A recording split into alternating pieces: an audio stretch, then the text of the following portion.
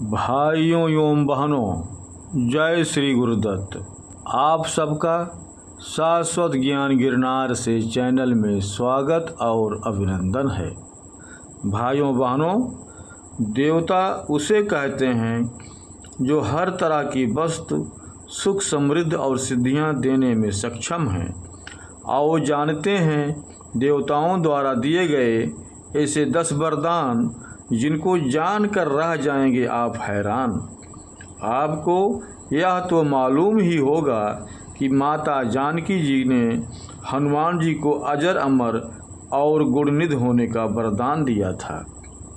Video शुरू करने से पहले हम आप सब भाई बहनों से अनुरोध करूंगा कि चैनल को सब्सक्राइब और वीडियो को लाइक तथा शेयर जरूर करें एवं कमेंट्स बॉक्स में अपने विचार से हमें अवगत कराएं। पौराणिक कथाओं में आपने अक्सर यह सुना होगा कि अजर अमर होने, स्वर्ग लोक प्राप्त करने के लिए किसी विशेष वरदान को प्राप्त करने या फिर कोई अचूक शक्ति हासिल करने के लिए ऋषि मुनि, सुर असुर आदि सभी किसी देवता या ब्रह्मा, विष्णु और शिव की कठोर तप करते थे। ये देवता वरदान तो देते थे, लेकिन वे इस बात को भी जानते थे कि उस वरदान का कितने प्रकार से दुरुपयोग किया जा सकता है। इसीलिए वे कोई ऐसी लीला रचते थे कि उनके वरदान पर भी कोई आँच नहीं आती थी और राक्षसी शक्ति का अंत भी हो जाता था। हालांकि कई बार ये वरदान देवता और मनुष्यों के लिए घातक भी सिद्ध हुए हैं। हिंदू वेद पुराण और अन्य स्मृत ग्रंथों में देवताओं द्वारा आम मनुष्य, दानव, दैत्य या राक्षसों को वरदान दिए जाने का उल्लेख मिलता है। कहीं कहीं तो देवता खुद देवताओं को वरदान देते हैं। उनके द्वारा दिए गए वरदान का कुछ तो सदुपयोग करते हैं तो कुछ दुरुपयोग। कुछ ऐसे वरदान हैं जिनका अवसर आने पर दूसरों को लाभ भी मिलता है। जैसे इक्ष्वाकुवंशी महाराजा मांधाता के पुत्र राजा मुचकुंद को कलयुग के अंत तक सोने का वरदान मिला था, लेकिन साथ ही यह भी था कि जो भी मुझे जगाएगा वह तत्काल ही भस्म हो जाएगा। द्वापर युग में काल यमन को श्री कृष्ण उसी गुफा में ले गए जहां मुचकुंद गहरी नींद में सो रहे थे। काल यमन ने उन्हें कृष्ण समझकर लात मारकर उठा दिया था। हिरण्यकश्यप को मिला था ये वरदान। कश्यप ऋषि के 2 पुत्र थे, हिरण्यकश्यप और हिरण्याक्ष। दोनों में हिरण्यकश्यप ज़्यादा भयंकर था। हिरण्याक्ष को मारने के लिए भगवान विष्णु को वराह अवतार लेना पड़ा था। हिरण्यकश्यप को कोई मार नहीं सकता था, क्योंकि उसने कठिन तपस्या द्वारा ब्रह्मा को प्रसन्न करके यह वरदान प्राप्त कर लिया कि आपके बनाए किसी प्राणी, मनुष्य, पशु, देवता, दैत्य, नागादि किसी से मेरी मृत्यु न हो। मैं समस्त प्राणियों पर राज करूं।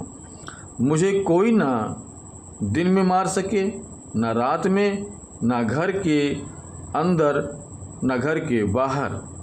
यह भी कि कोई ना किसी अस्त्र से प्रहार से और न किसी शस्त्र से प्रहार से मार सके।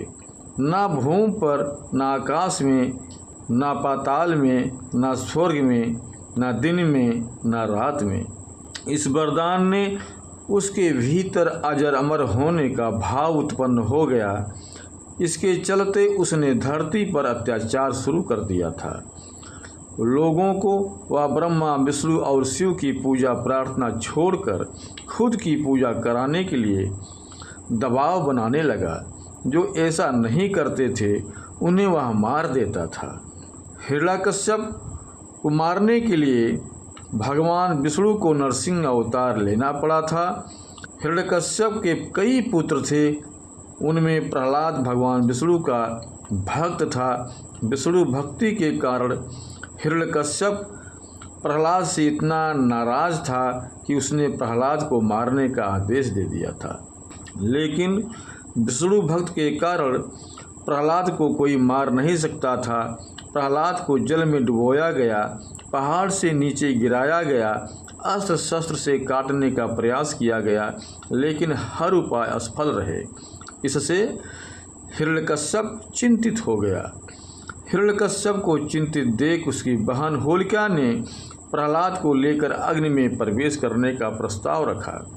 होलिका को वर प्राप्त था कि वह स्वयं अग्नि में ना जलेगी, पर जब होलिका प्रहलाद को गोद में ले चिता पर बैठी तो एक चमत्कार हुआ। होलिका जल गई और प्रहलाद बच गए, क्योंकि होलिका के मन में पाप था। दूसरे के साथ हृदय में पाप लेकर बैठने की उसने गलती की थी।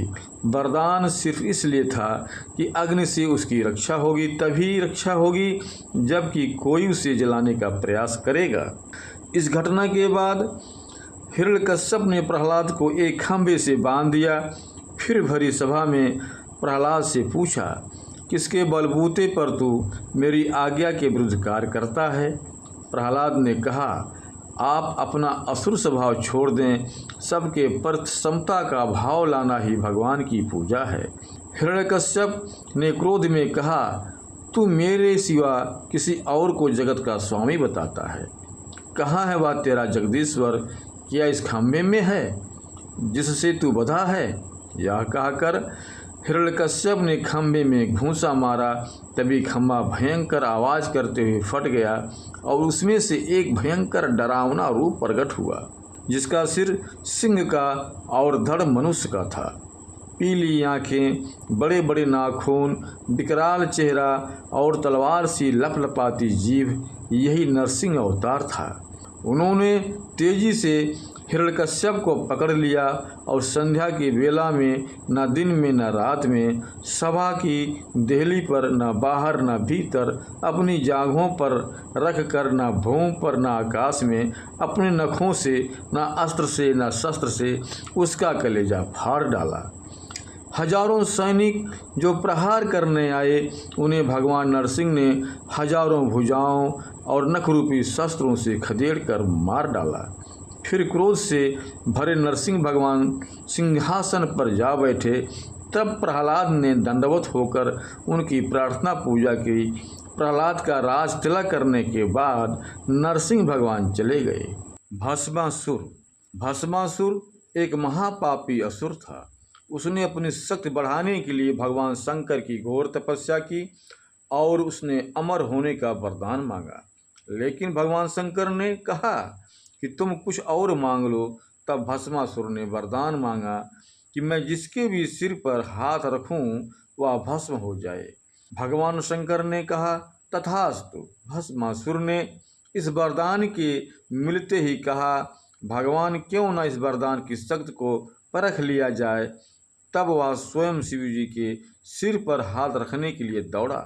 शिवजी भी वहां से भागे और विष्णु जी की शरण में छुप गए। विष्णु जी ने एक सुंदर स्त्री का रूप धारण कर भस्मासुर को आकर्षित किया। भस्मासुर शिव को भूलकर उस सुंदर स्त्री के मोहपाश में बंध गया। मोहिनी स्त्री रूपी विष्णु ने भस्मासुर को खुद के साथ नृत्य करने के लिए प्रेरित किया। भस्मासुर तुरंत ही मान गया। नृत्य करते समय भस्मासुर मोहिनी की ही तरह नृत्य करने लगा और उचित मौका देखकर विष्णु जी ने अपने सिर पर हाथ रखा। शक्त और काम के नशे में चूर भस्मासुर ने जिसकी नकल की और भस्मासुर अपने ही वरदान जो प्राप्त किया था भगवान शंकर से, उसी वरदान से भस्म हो गया। त्रिपुरासुर बाली की कृपा प्राप्त त्रिपुरासुर भयंकर असुर थे।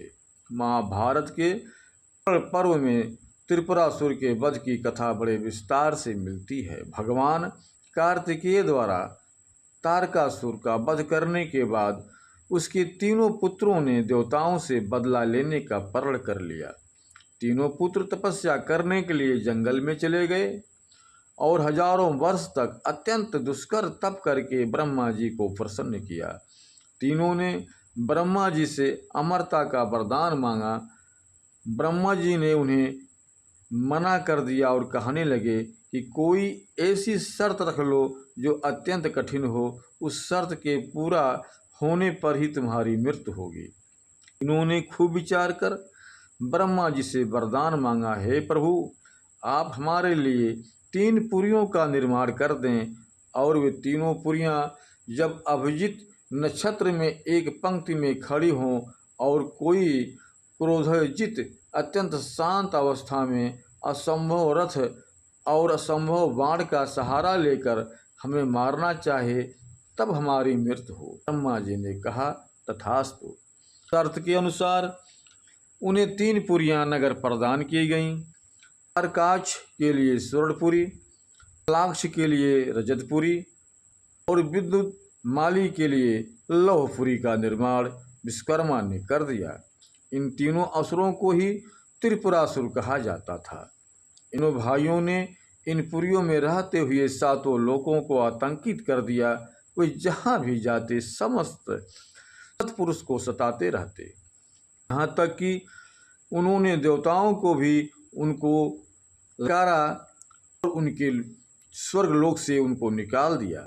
सभी देवताओं ने मिलकर अपना सारा बल लगाया, लेकिन त्रिपुरासुर का प्रतिकार नहीं कर सके और अंत में सभी देवताओं को तीनों से छुप छुप कर रहना पड़ा।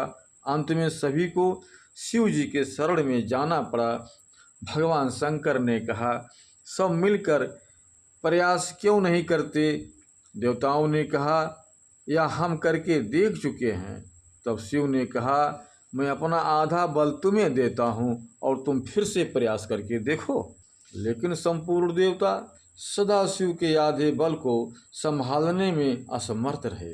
तब शिव ने स्वयं त्रिपुरासुर का संहार करने का संकल्प लिया। सभी देवताओं ने शिव को अपना अपना आधा बल समर्पित कर दिया। अब उनके लिए रथ और धनुष बाण की तैयारी होने लगी, जिससे रणस्थल पर पहुंचकर तीनों असुरों का संहार किया जा सके। इस असंभव रथ का पुराणों में विस्तार से वर्णन मिलता है। पृथ्वी को ही भगवान ने रथ बनाया। सूर्य और चंद्रमा पहिए बन गए, सृष्टा सारथी बने, विष्णु बाण, मेरु पर्वत धनुष और बासुकी बने, उस धनुष की डोर। इस प्रकार असंभव रथ तैयार हुआ और संहार की सारी लीला रची गई। जिस समय भगवान उस रथ पर सवार हुए, तब सकल देवताओं द्वारा संभाला हुआ वह रथ भी डगमगाने लगा। तभी विष्णु भगवान वृषभ बनकर उस रथ में जा जुड़े। उन घोड़ों और वृषभ की पीठ पर सवार होकर महादेव ने उस असुर नगर को देखा और पाशुपत अस्त्र का संधान कर तीनों पुरों को एकत्र होने का संकल्प करने लगे। उस अमोघ बाण में विष्णु, वायु, अग्नि और जम चारों ही समाहित थे। अभिजीत नक्षत्र में उन तीनों पुरियों के एकत्रित होते ही भगवान शंकर ने अपने बाण से पुरियों को जलाकर भस्म कर दिया और तब से ही भगवान शंकर त्रिपुरांतक बन गए। त्रिपुरासुर को जलाकर भस्म करने के बाद भोले रुद्र का हृदय द्रवित हो उठा और उनकी आँख से आंसू टपक गए। आंसू जहाँ गिरे वहाँ रुद्राक्ष का वृक्ष उग आया।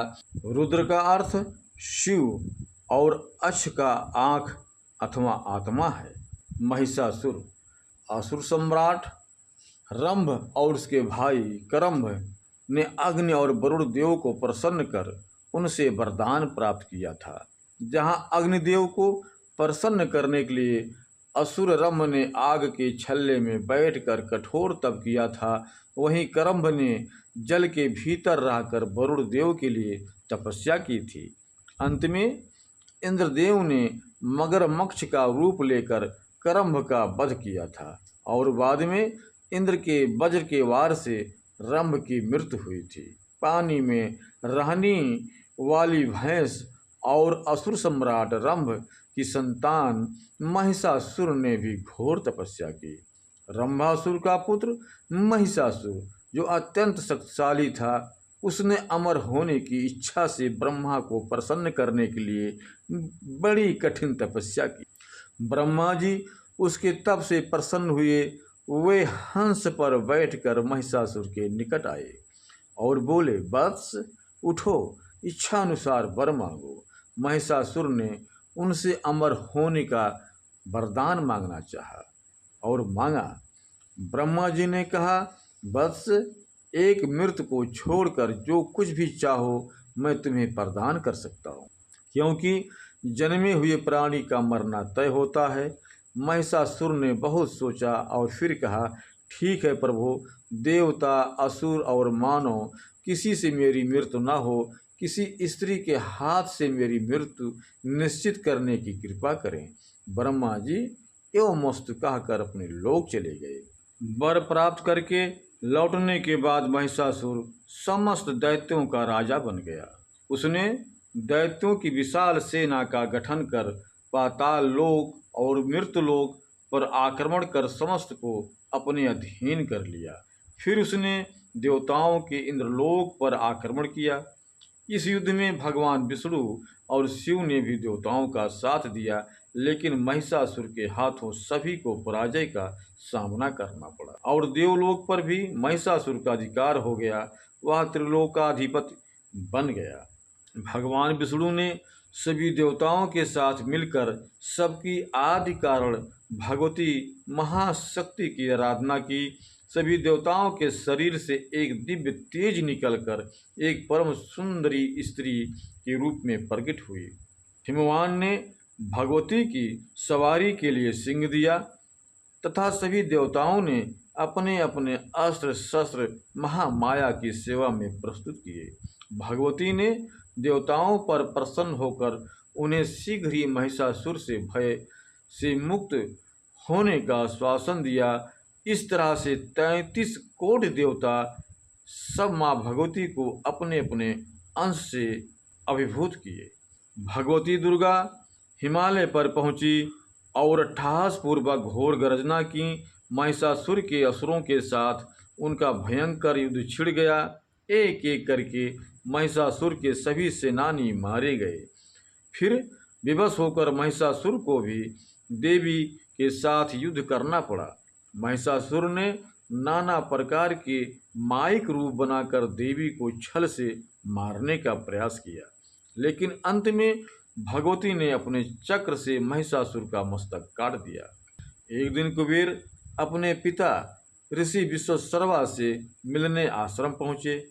तब कैकसी ने कुबेर के वैभव को देखकर अपने पुत्रों रावण, कुंभकर्ण और विभीषण से कहा कि तुम्हें भी अपने भाई के समान वैभवशाली बनना चाहिए। इसके लिए तुम ब्रह्मा का तपस्या करो। भगवान ब्रह्मा प्रसन्न होकर तुम्हें अवश्य वरदान देंगे। माता की आज्ञा मान तीनों पुत्र भगवान ब्रह्मा के तप के लिए निकल गए। विभीषण पहले से ही धर्मात्मा थे।